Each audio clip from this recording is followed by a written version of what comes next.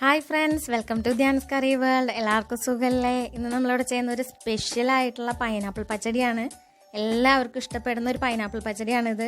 എന്തായാലും എല്ലാവരും ട്രൈ ചെയ്ത് നോക്കണം. സൂപ്പർ ടേസ്റ്റി ആയിട്ടുള്ള പൈനാപ്പിൾ പച്ചടിയാണ്. നമുക്ക് സദ്യയിലൊക്കെ നമുക്ക് ലഭിക്കുന്ന ആ പൈനാപ്പിൾ പച്ചടിയുടെ അതേ ടേസ്റ്റിലുള്ള പൈനാപ്പിൾ പച്ചടി നമുക്ക് വീട്ടിൽ തന്നെ എളുപ്പത്തിൽ സിമ്പിളായിട്ട് ഉണ്ടാക്കാൻ പറ്റും.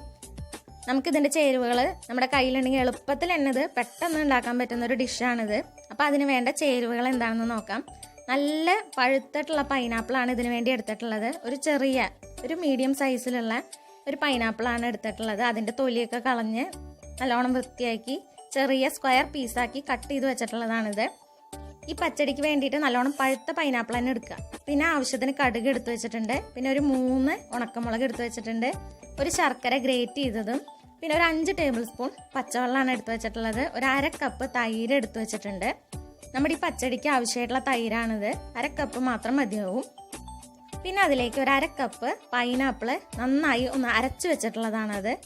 പിന്നെ ഒരു 1/2 കപ്പ് ചിരവിയ നാളികേരം, ഒരു തണ്ട് കറിവേപ്പില, ആവശ്യത്തിന് ഉപ്പ്, പിന്നെ ആവശ്യത്തിന് വെളിച്ചെണ്ണ, പിന്നെ ഒരു 4 പച്ചമുളക്.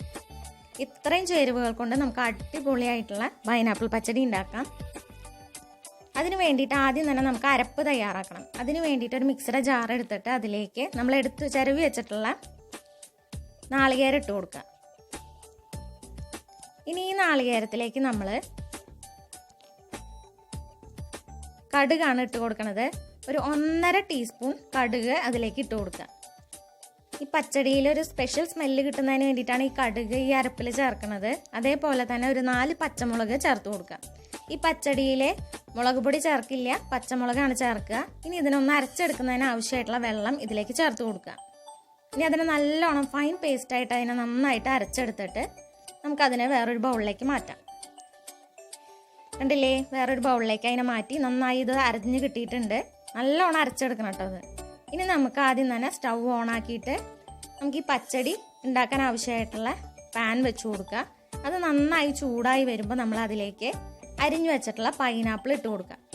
നല്ല പഴുത്തിട്ടുള്ള പൈനാപ്പിൾ ആകുമ്പോൾ നല്ല ടേസ്റ്റ് ആയിരിക്കും ഈ പച്ചടിക്ക്. അപ്പോൾ നല്ലോണം പഴുത്ത പൈനാപ്പിൾ തന്നെ ഇതിന് പ്രത്യേകം എടുക്കാൻ ശ്രദ്ധിക്കണം.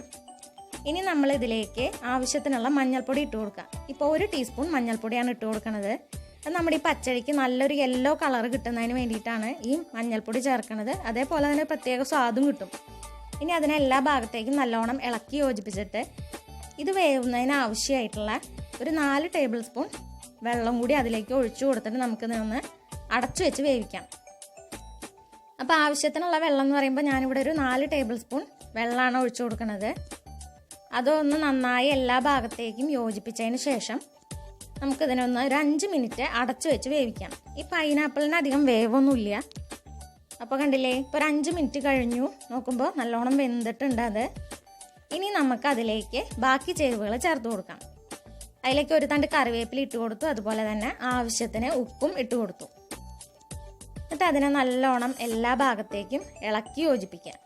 ഇനി നമ്മളിതിലേക്ക് ഒരു സ്പെഷ്യൽ ഇൻഗ്രീഡിയൻ്റ് ആയിട്ടുള്ള ഒരു 1/2 കപ്പ് പൈനാപ്പിൾ അരച്ചത്, പച്ചവെള്ളത്തിലെ ഒരു 1/2 കപ്പ് പൈനാപ്പിൾ ചെറുതായി അരിഞ്ഞത് എടുത്തിട്ട് ഒന്ന് അരച്ചെടുക്കുക. അതിനും കൂടി ചേർത്ത് കൊടുക്കുക. ഇത് ചേർക്കണത് എന്തിനാണെന്ന് വെച്ചിട്ടുണ്ടെങ്കിൽ ഒരു സ്പെഷ്യൽ ആയിട്ടുള്ള ഒരു ഫ്ലേവർ നമ്മുടെ ഈ പച്ചടിക്ക് കിട്ടുന്നതിന് വേണ്ടിയിട്ടാണ്. പൈനാപ്പിളിൻ്റെ സ്പെഷ്യൽ ടേസ്റ്റ് ഈ പച്ചടിയിൽ നല്ലോണം ഉണ്ടാകുന്നതിന് വേണ്ടിയിട്ടാണ് ഈ അരച്ചത് ചേർക്കുന്നത്. അതേപോലെ തന്നെ നമ്മൾ അതിലേക്ക് ഒരച്ച ശർക്കര ഗ്രേറ്റ് ചെയ്തതാണ് ചേർത്ത് കൊടുക്കുന്നത്. നല്ല സ്വീറ്റ് ടേസ്റ്റ് ആയിട്ടുള്ള പച്ചടി ആവുന്നതിന് വേണ്ടിയിട്ടാണിത്. അപ്പോൾ ശർക്കര തന്നെ വേണമെന്നില്ല, നമുക്ക് പഞ്ചസാരയും ചേർത്ത് കൊടുക്കാം. ഇപ്പോൾ അത് നന്നായിട്ട് ഇത് തിളച്ച് വരുന്നുണ്ട്. അപ്പോൾ അത് തിളച്ച് കഴിഞ്ഞിട്ടുണ്ടെങ്കിൽ നമ്മൾ അതിലേക്ക് നമ്മൾ അരച്ചു വെച്ചിട്ടുള്ള അരപ്പ് ചേർത്ത് കൊടുക്കുക. ആ പച്ചമുളകിൻ്റെയും അതുപോലെ തന്നെ കടുകിൻ്റെയും നാളികേരത്തിൻ്റെയും ഒക്കെ ഒരു സ്പെഷ്യൽ ടേസ്റ്റ് ഈ അരപ്പിനുണ്ട്. അപ്പോൾ അതും കൂടി ഈ പച്ചടിയിലേക്ക് നമ്മൾ ചേർക്കുകയാണ്. ഈ പൈനാപ്പിൾ പച്ചടിയുടെ ഒരു സ്പെഷ്യൽ ടേസ്റ്റാണ് ഈ കടുകിൻ്റെയൊക്കെ ഒരു ചെറിയൊരു സ്മെല്ലില്ലേ അത്.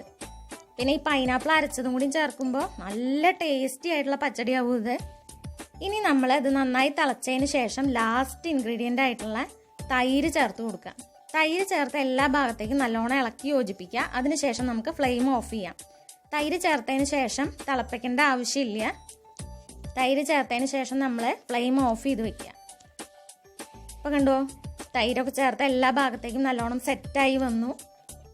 അപ്പോൾ ഇനി നമുക്ക് ഫ്ലെയിം ഓഫ് ചെയ്ത് വെക്കാം. ഇപ്പോൾ നമ്മുടെ പൈനാപ്പിൾ പച്ചടി റെഡി ആയിട്ടുണ്ട്. ഇനി നമ്മളിതിലേക്ക് കുറച്ച് ഇൻഗ്രീഡിയൻസ് ഒന്ന് വറുത്തിടണം. അപ്പോൾ അതിന് വേണ്ടിയിട്ട് ഒരു ചീഞ്ചട്ടി വെച്ച് അത് നന്നായി ചൂടായി വരുമ്പോൾ അതിലേക്ക് ആവശ്യത്തിനുള്ള വെളിച്ചെണ്ണ ഒഴിച്ചു കൊടുക്കാം. വെളിച്ചെണ്ണയിൽ തന്നെ വറുത്തിടാൻ പ്രത്യേകം ശ്രദ്ധിക്കണം. വെളിച്ചെണ്ണ ചൂടാവുമ്പോൾ അതിലേക്ക് എടുത്തു വെച്ചിട്ടുള്ള കിസ്മിസ് ഇട്ട് കൊടുക്കുകയാണ്. ഉണക്കമുന്തിരിയാണ് ഞാനിപ്പോൾ ഇവിടെ ഇട്ട് കൊടുക്കുന്നത്. ഉണക്കമുന്തിരി ഒന്ന് ജസ്റ്റ് ഒന്ന് നന്നായി ഫ്രൈ ചെയ്തതിന് ശേഷം അതിലേക്ക് താളിക്കുക.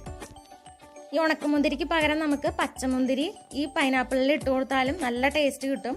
ഇപ്പം ഞാനിവിടെ ഉണക്കമുന്തിരിയാണ് ഇട്ട് കൊടുക്കുന്നത്. നല്ലൊരു സ്പെഷ്യൽ ടേസ്റ്റ് കിട്ടുന്നതിന് വേണ്ടിയിട്ടാണ് ഇത് ചേർക്കുന്നത്.